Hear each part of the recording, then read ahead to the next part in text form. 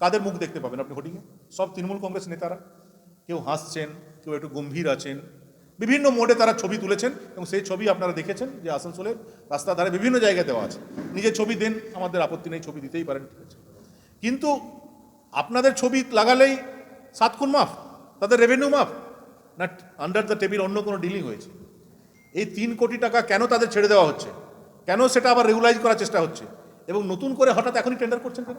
Rate fix by Asansol municipal corporation lying with Asansol नगर निगम का टेंडरकर्ताओं के पास होर्डिंग और पार्किंग का पैसा 3 करोड़ रुपए बकाया रहने के बावजूद नए होर्डिंग का टेंडर निकालने पर भारतीय जनता पार्टी ने उठाया है सवाल। नए टेंडर निकलने पर भाजपा नेता जितेंद्र तिवारी ने निगम प्रशासक बोर्ड पर जमकर हमला किया है। उन्होंने रविवार को भाजपा के जिला कार्यालय में एक पत्रकार सम्मेलन को संबोधित करते हुए कहा कि आसनसोल नगर निगम क्षेत्र में होर्डिंग बोर्ड और पार्किंग का करीब 3 करोड़ रुपया बकाया है, उसे नगर निगम क्यों नहीं वसूल रहा है। वे लोग आसनसोल के केवल 50 वार्डों को ही दिखा रहे हैं, जबकि कुल्टी, जामुड़िया, रानीगंज में भी होर्डिंग और पार्किंग का पैसा बकाया है, उसे माफ क्यों किया जा रहा है। वहीं होर्डिंग का नया टेंडर निकाला गया है, जिसमें टेंडर का दर भी नहीं दर्शाया जा रहा है। 2 महीने के बाद नए बोर्ड का गठन हो जाएगा, तो निगम प्रशासक बोर्ड इस टेंडर को निकालने के लिए इतने उतावलेपन क्यों दिखा रहे हैं। जितेंद्र तिवारी ने यह भी कहा कि तृणमूल कांग्रेस में सबसे लोकप्रिय नेत्री ममता बनर्जी है। ममता बनर्जी के नेतृत्व में विधानसभा चुनाव लड़ा गया, जिसमें 66 वार्डों में भारतीय जनता पार्टी ने जीत दर्ज की है। तृणमूल कांग्रेस के सबसे लोकप्रिय नेता ममता बनर्जी के नाम पर जितना वोट मिलना चाहिए था, वो विधानसभा चुनाव में देखने को मिल गया है। अब उनसे ऊपर कोई नेता तृणमूल कांग्रेस में नहीं है, इसलिए भाजपा निगम चुनाव में बोर्ड गठन करने जा रही है। নতুন বোর্ড আসবে, তারা বোর্ড চালাবে, তো তারা 5 বছর চালাবে, তো এত 1 বছর করলেন না যাওয়ার আগে? ঠিক যাওয়ার আগে এত কিসে ছটপটানি?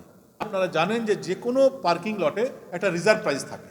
যারা অকশনে যাবেন তাদেরকে বলা থাকবে যে এই পার্কিং লট 1 মিনিমাম 300 থেকে শুরু করতে হবে, পার্কিং লট 2 মিনিমাম 500 থেকে, একটা রিজার্ভ প্রাইস রাখা হয়। এবং রিজার্ভ প্রাইস কিসের উপর বেস করে রাখা হয়? লাস্ট যে কালেকশন থাকে, গত বছরের লাস্ট যে হাইয়েস্ট কালেকশন, সেটাকে রিজার্ভ প্রাইস রাখা হয় যে এখান থেকে শুরু করতে হবে, যাতে কর্পোরেশনের লস না হয়। এবার কি করেছেন ওনারা? টেন্ডারে দেখবেন লিখেছেন, আপনারা নিশ্চয়ই দেখেছেন, the reserve rate fixed by Asansol municipal corporation lying with this corporation and not to be disclose before tender. Reserve price আছে, আমাদের কাছে আছে, মানে কর্পোরেশনের কাছে আছে, কিন্তু টেন্ডারের আগে আমরা যারা পার্টিসিপেট করবে তাদেরকে জানাবো না। কেন জানাবেন না ভাই? টেন্ডার তো স্বচ্ছভাবে হওয়া উচিত। টেন্ডারে তো রিজার্ভ প্রাইস আপনাকে বলে দিতে হবে যে এই রিজার্ভ প্রাইস, তার উপর লোক বিডিং করবে। কেন জানাবেন না? এই কারণে জানাবেন না যে যারা পার্টিসিপেট করবে ওনাদের মনের মতন লোক যদি কাজটি না পেলো, তাহলে গোপনে ভেতরে, যেহেতু ওনার টেবিলে আছে, ওনাদের টেবিলে থাকছে, ওনাদের বাক্সতে রাখা আছে, ওনারা তৈরি করেছেন, আদৌ তৈরি করেছেন না করেননি সেটাই আমরা জানি না। পরবর্তী ক্ষেত্রে সেটাতে ম্যানিপুলেট করে, যেহেতু জনসমক্ষে এটা আসছে না, যেহেতু পাবলিক ডোমেনে ওটা আসছে না, ওটাতে কারসাজি করে যারা অ্যাকচুয়াল বিডার হবে তাদেরকে বাদ দিয়ে দেওয়া যায়, আবার ফ্রেশ টেন্ডার আবার যাতে করতে পারেন বা নিজের লোককে আবার এই কাজগুলো পাইয়ে দিতে পারেন। আর আবার 5 বছর, মানে বিজেপি বোর্ড চলে এলেও তাদের লোকরা হোর্ডিং আর পার্কিংয়ে থাকবে, আর তাদের কাছ থেকে পিএফ গ্র্যাচুইটি ব্যবস্থা তো এখনই তারা নিয়ে নিয়েছে, ঠিক আছে, নিয়ে চলে যাচ্ছে না। 3 কোটি টাকা কোথায় গেল সব আমরা বুঝতে পারছি। আগামী দিনে পেনশনটাও তারা পেতে পারেন, মানে প্রত্যেক মাসে ইনকামের একটা ব্যবস্থা করে চলে যাচ্ছেন, যাতে তাদের লোককে এই হোর্ডিং আর পার্কিং দিয়ে দেওয়া যায়, যাতে বিজেপি বোর্ডে এলেও তাদের ইনকামটা যেন, যদি কোনো আপনাদের প্রশ্ন থাকে আপনাদের। 3 কোটি টাকা যেহেতু ডিউজ আছে, যেহেতু কর্পোরেশনের টেন্ডার, আপনার পার্কিং এবং হোর্ডিংয়ে 1 বছরে 3 কোটি টাকা ডিউ আছে। আপনি শুধু আসানসোলটা দেখছেন, আপনি রানীগঞ্জটা দেখছেন না কেন? রানীগঞ্জে প্রচুর ডিউ আছে, জামুড়িয়াতে প্রচুর ডিউ আছে, কুলটিতে প্রচুর ডিউ আছে, সেটা ধরছেন না কেন? অবশ্যই অবশ্যই কর্পোরেশন। আমি বলছি তো, তারা শুধু আসানসোলে পুরনো 50টা ওয়ার্ড দেখাচ্ছে, কুলটিটা দেখাচ্ছে না। তারা ভাবছে মানুষ কুলটি ভুলে গেছে। না না, আমি বলছি যে কখন এখন এই এফআইআর কি মানে হয়?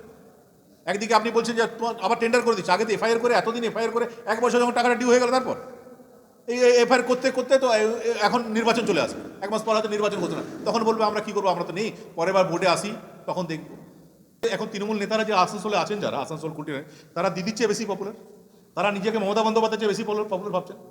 কারণ আমরা তো এখন পর্যন্ত জানি যে তৃণমূলের সবচেয়ে বেশি পপুলার লিডার হলেন দিদি মমতা বন্দ্যোপাধ্যায়। আমি নিজে ওনার সঙ্গে 20 বছর গল্প করেছি, ওনার চেয়ে বেশি পপুলার কেউ নেই। তো ওনার নেতৃত্বে যখন নির্বাচন হলো, তখনও যদি আসানসোল কর্পোরেশনে 66টা ওয়ার্ডে লিড করতে পারে বিজেপি, তাহলে এমন ওনার চেয়ে পপুলার কোন এমন লিডার চলে এলো আসানসোলে, যাকে দেখে বিজেপির ভোট কমে যাবে আর তৃণমূল ভোট আরও বাড়বে? ভদ্রলোক কলেজের প্রিন্সিপাল, তিনি এগুলো 7-5 বোঝেনই না, কিন্তু এদের সঙ্গে আছেন বলে তাকে ওই পাপের বোঝা বইতে হচ্ছে। আমি আশা করব যে আগামী দিনে আসানসোলের মানুষ, এই অঞ্চলের মানুষ, তৃণমূল কংগ্রেসের এই যারা বর্তমান বোর্ডে আছেন তাদের এই যে দুর্নীতি, তারা ভেবেছিলেন যে এই 25টা কাগজের ভেতরে 4 লাইন লিখে বার করে নেবেন, কেউ বুঝতে পারবে না। এত সোজা না। 10 বছর কর্পোরেশন আমরা ছিলাম, সব বুঝতে পারবো আমরা কোথায় কী করছেন না করছেন। এই পিএফ গ্র্যাচুইটির ব্যবস্থা বন্ধ করুন, ঠাকুর অনেক দিয়েছে, সেটাতে শান্তি থাকুন। আর মাসে মাসে যে পেনশনের ব্যবস্থা করছেন সেটাও বন্ধ করুন। আর এরপর যদি না করেন তো আগামী দিনে কোর্টের রাস্তা খোলা আছে, মানুষের দরবারে আমরা যাব। তারপরে যদি জোর করে আপনারা করে চলে যান, তাহলে আমাদের বোর্ড যখন আসবে, আমাদের যারা মেয়র হবে, ডেপুটি মেয়র হবে, তারা এখন যে সিদ্ধান্ত নিয়ে যাচ্ছেন আইন না মেনে, সেটা তখন ক্যান্সেল করে দেওয়া হবে, নতুন করে আবার হবে। কেননা মানুষের অর্থ অন্য কারো পকেটে যাক, সেটা ভারতীয় জনতা পার্টি কোনোদিন মেনে নেবে না। জয়েন্ট সেক্রেটারি, স্টেট গভর্নমেন্টের জয়েন্ট সেক্রেটারি র্যাঙ্কের অফিসার, তার উপরে অবজার্ভার করা হলো কাকে? জেলা পরিষদের যে অ্যাসিস্ট্যান্ট সেক্রেটারি তাকে করা হলো। মানে হেডমাস্টারের উপর অবজারভার, হেডমাস্টারের কাজের পর্যবেক্ষণ কে করবে? Security guard. হেডমাস্টার মশাইয়ের কাজের দেখাশোনা কে করবে? স্কুলের सिक्योरिटी गार्ड। এই সিস্টেম বাংলায় চলতে পারে, অন্য কোথাও चलते পারে। इन दिनों लगातार आसनसोल के अलग अलग क्षेत्रों से टोटो चालकों के साथ कभी ऑटो चालकों की तो कभी बस कर्मियों के मारपीट या हाथापाई एवं अन्य तरह की झड़प की खबर सामने आ रही है। रविवार की सुबह आसनसोल नगर निगम के पास ऑटो टोटो चालकों में मारपीट से क्षेत्र का माहौल तनावपूर्ण हो गया। बताया जा रहा है कि सवारी बिठाने को लेकर ऑटो टोटो चालकों के बीच विवाद हुआ, जिसके बाद उनके बीच मारपीट हो गई। इस मामले में एक ऑटो चालक गंभीर रूप से घायल हो गया, जिसे इलाज के लिए अस्पताल ले जाया गया। सूचना पाकर पुलिस और यूनियन नेता राजू अहलूवालिया मौके पर पहुंचे।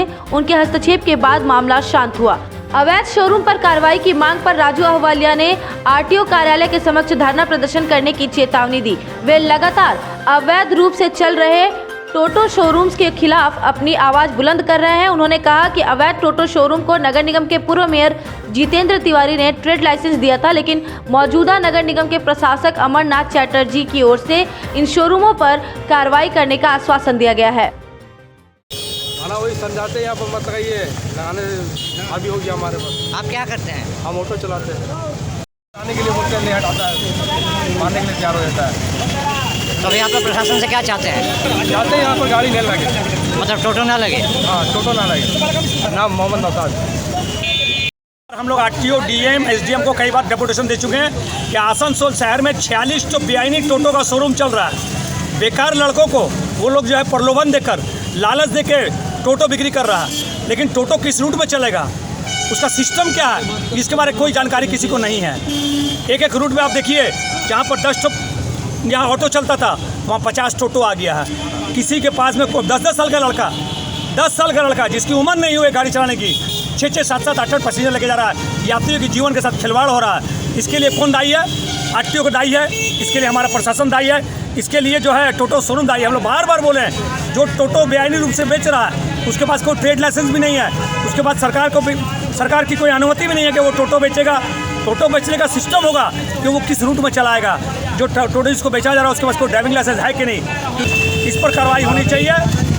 जो शोरूम का मालिक है उसको गिरफ्तार क्यों नहीं किया जाए, ये चिंता का विषय है। उसको गिरफ्तार करना होगा। शोरूम मालिकों पर कार्रवाई अगर नहीं होती है तो हम लोग कल फिर आरटीओ ऑफिस में जाएंगे, हम लोग जो धरना पर बैठ जाएंगे। हम लोग आरटीओ के चैम्बर में जब तक नहीं उठेंगे, जब तक बेआईनी टोटो का शोरूम बंद नहीं होगा, तब तक हम लोग जो है आंदोलन लगातार चालू रहेगा। कहीं ना कहीं अमर चैटर्जी जी जो नगर निगम के प्रशासक हैं, उनके ये तो परिवहन बिल्कुल नहीं गलत बात।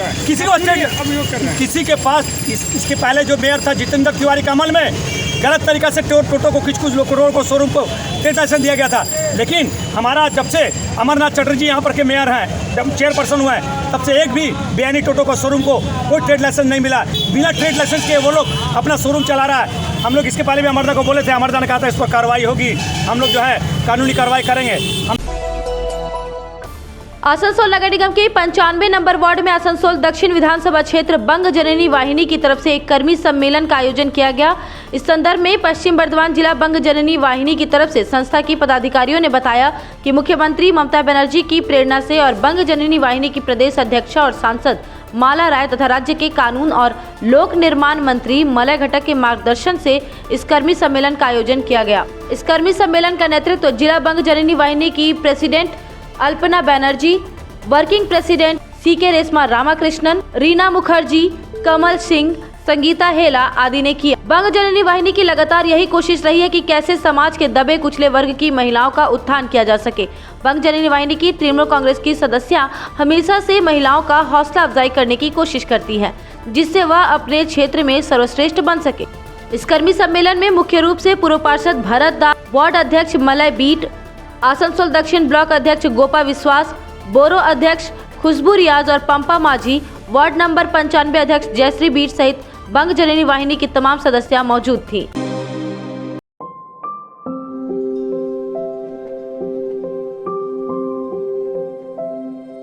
यार एक बात पूछूं?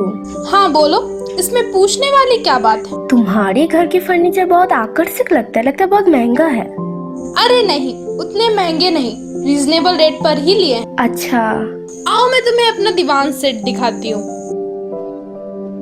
डिजाइन तो बहुत एट्रैक्टिव है, लगता है क्वालिटी में दम नहीं होगा। कौन कहता है? ये फर्नीचर वर्ल्ड क्लास है, प्योर सागवान के, क्वालिटीदार और टिकाऊ भी। क्या सच में? हाँ, तुम्हें भी फर्नीचर लेना हो तो फर्नीचर वर्ल्ड एक बार जरूर जाना। वहाँ फर्नीचर के एक से बढ़कर एक कलेक्शन, वो भी तुम्हारे बजट में। साथ ही वहाँ फाइनेंस फैसिलिटी भी उपलब्ध है। सच में? तब आज ही अपना हबी को कहूँगी फर्नीचर वर्ल्ड चढ़े।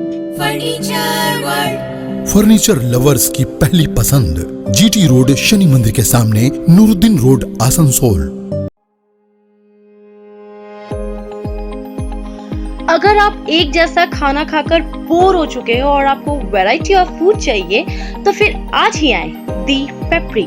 यहाँ आपको इंडियन, चाइनीज में हर तरह के डिशेस का टेस्ट मिलेगा। If you are a foodie and want to spend some time with your friends and family, then welcome to the Pepri. You can also order from Zomato and Swiggy at home. The Pepri, ground floor of Central Mall, opposite Big Bazaar, Asansol.